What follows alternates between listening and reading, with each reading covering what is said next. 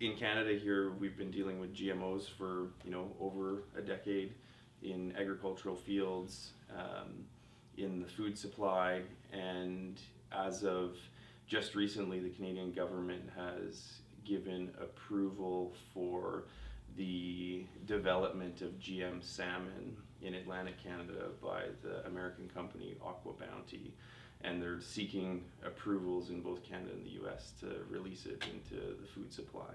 And this would be the first GM animal into the food supply in the world. And this is happening in Canada.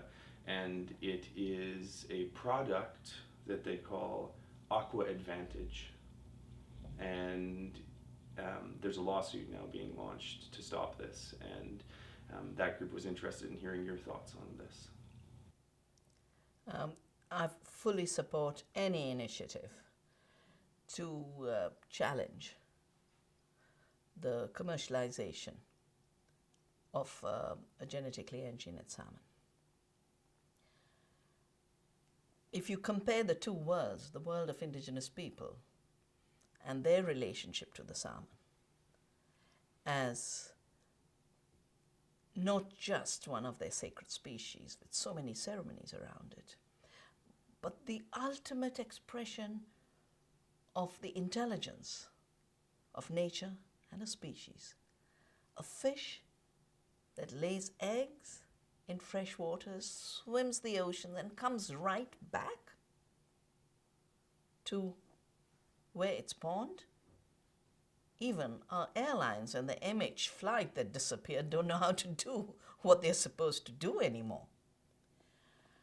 And then to turn the destruction of that intelligence and call it aqua advantage is, in my view, a clear symbol of what's going on with genetic engineering, where every stupidity, every step in lack of intelligence is projected as the next technological advance for humanity.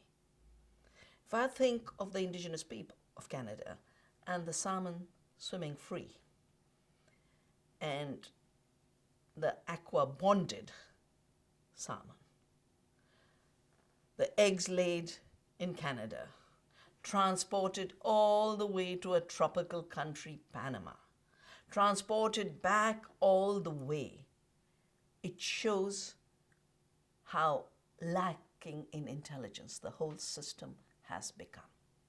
And just by playing with words and calling something aqua advantage, aqua bounty, calling life's processes of manufacture, doesn't change the reality. What you're playing with is not just the life of the salmon, but you are playing with entire ecosystems. And I was just looking at the impact assessment done by the agencies in Canada under the Environment Protection Law of 1999. They admit that these genetically engineered salmon will have higher feed consumption, something that has been predicted repeatedly by those who work on biosafety in the area of fish. That higher feed consumption means higher waste and higher pollution. We've seen what this does in the case of captive breeding and manufacture, as they call it, of shrimp. I've spent a lot of time supporting movements fighting shrimp aquaculture. When you increase that much the feed input, and they're also admitting there's a lower feed conversion ratio, it's a highly inefficient fish. You by and large feed fish to fish. In today's industrial system, you harvest fish in the ocean and then feed it to captive fish. That means you're actually overall depleting the availability of fish protein. You are pushing species to extinction. This is not more salmon, it is less fish. They go on to say the transport systems are totally safe. Sitting far away in India, I read news every few months of train accidents with oil delivery, which was supposed to be totally safe. How can they imagine in this world of accidents, in this world of climate havoc, that moving fish across the Americas is going to be safe? And what fascinated me was saying that the facility sited at high altitude and near the headwaters of the watershed should mitigate any risk of potential damage from floods. For any scientific assessment that says because the facility is at the top of the headwaters, there's no risk downstream, is being crazy. I think it is time to shelve this as a bad idea, and I would say the Canadian authorities are not doing their work. Hopefully this case will wake them up to perform their responsibility. But it is now no more just about Canada. I think it is time to include Panamanian environmental groups into this campaign. And since the shipping will take place across the US, I think the US environmental groups should become part of it. And it is a global issue.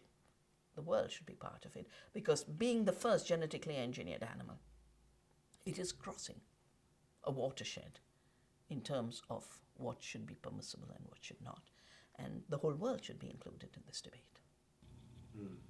In the risk assessment, they had biodiversity impacts unknown.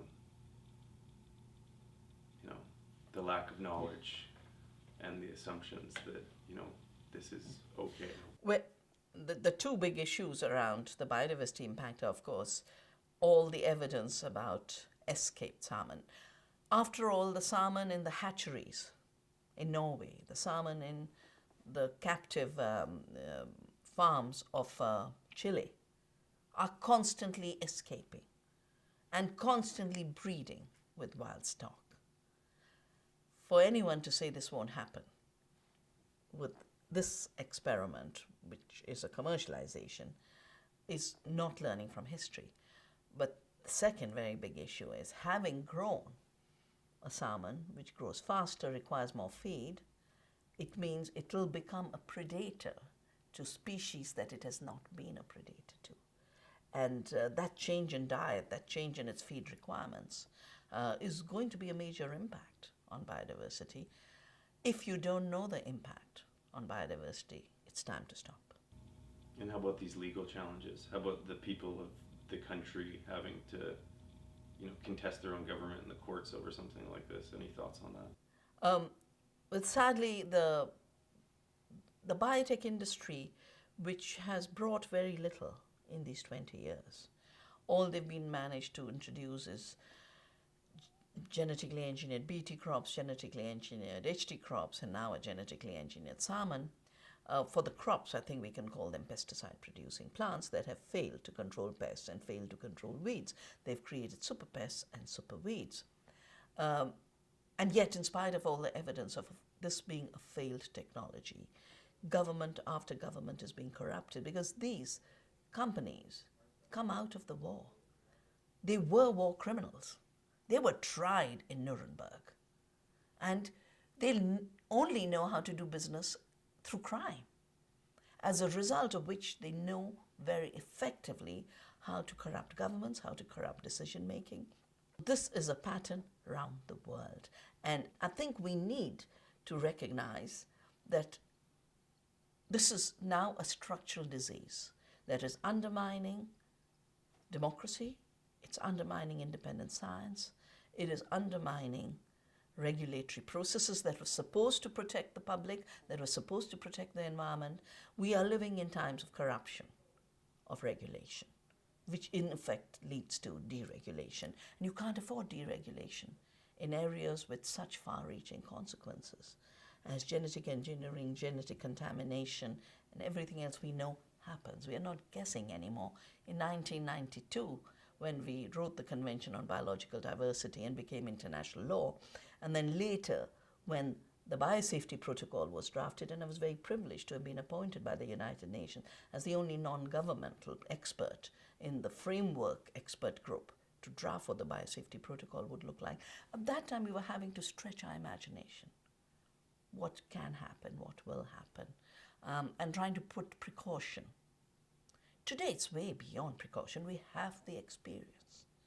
And to constantly deny that experience means not only are you denying the intelligence of the salmon, you are denying the intelligence of the human species.